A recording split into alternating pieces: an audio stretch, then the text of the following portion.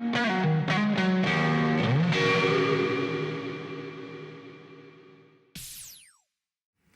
how has social media changed your view of advertising, and how has it changed your view of candidates that come to you? Well, I mean, I think, what's really been interesting is you look at social media and then you look at traditional media, okay?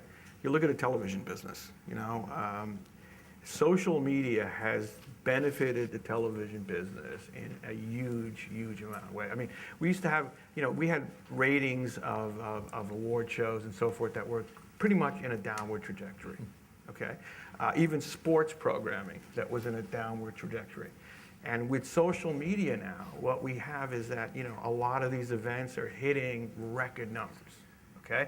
That you would have thought 5 years ago that, the death bell of television would be coming sooner. It's breathing life into traditional media because people now are there and they're communicating, they're exchanging ideas, and it's become sort of like, the water cooler, of television business. So it's had huge impact, and I think we look at our clients and they're realizing. You look at the things that convince people to buy a product, okay, or service.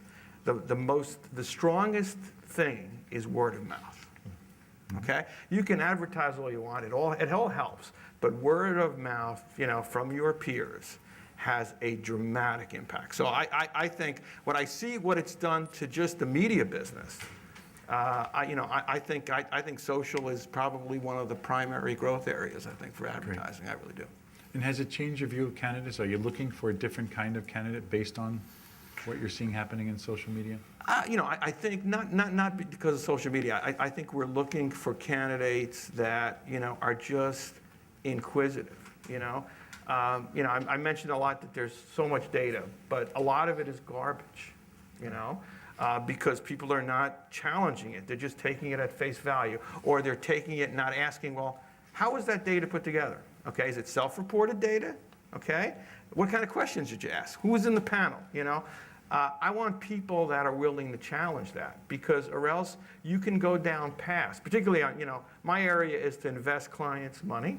So I have to be responsible for how I invest that money and what data I'm utilizing to put valuations on these media properties. So I got to have people that are not going to take things at face value. They're really interested in challenging it. If we ask them to do something, they want to understand what they're doing. What is the objective here? What's the bigger picture? So that if they can find a better road to take versus what we might have suggested the road to take, that then they can enhance the value. So it's really, and that's why I do agree that liberal arts is part of it. People that want to think, people that are just not, in a box, that can't think out of the box. But that's really, that's the kind of people we're looking for. And I think that's the kind of people we find that ultimately thrive in the business. Yeah. Angela, could you talk about that? How has social media changed your view toward advertising today and in the future? And has it changed the kinds of candidates that you're looking for? Yeah, I think the biggest way that social media has changed is it's a dialogue, right? It's no longer just about sort of pushing out messages, and there's this very interesting expectation that you can now complain directly to a brand and have results. So as we think about what that means for the types of candidates, I think it's very much an understanding of social platforms, right? In order to be a creator, you have to be a consumer. And so that context is incredibly important. I had just heard a story from someone who said, there was an infamous Oreo 360 tweet during the blackouts. And someone had said, we did the same thing, but we did it on Facebook. It's like, well, if you understood how people used Facebook versus Twitter, you would have known, don't put that kind of post in those right places. So I think it's important to have a fluency and a comfort in consuming across those channels as you think about using yourself as the focus group of one to kind of drive some of your decision making. Yeah. Scott, you guys have a social network. how has social media changed your view toward advertising and the people that you're looking to recruit?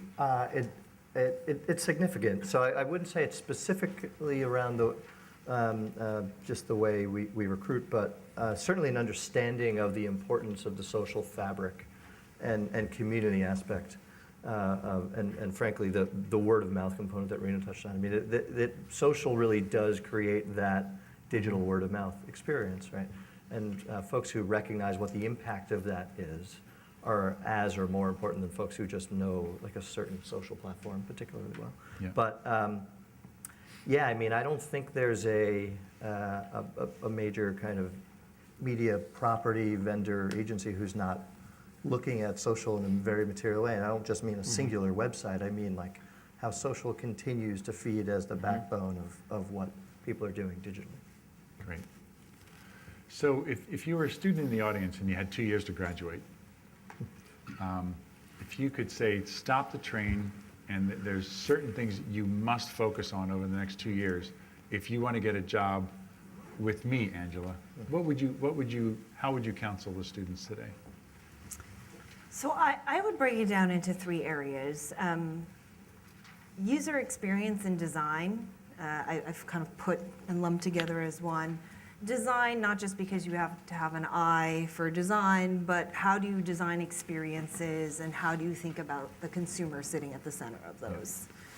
And how does the consumer sort of navigate from place to place, right? Then the next piece of that, we've already talked about data, analytics, and strategy. And I think the data piece is incredibly important. And you know, everybody always says, we have too much data and not enough insights, right? So how are you then not just able to build the model and pull out the numbers, but build a strategic framework and a story that's being told through those numbers?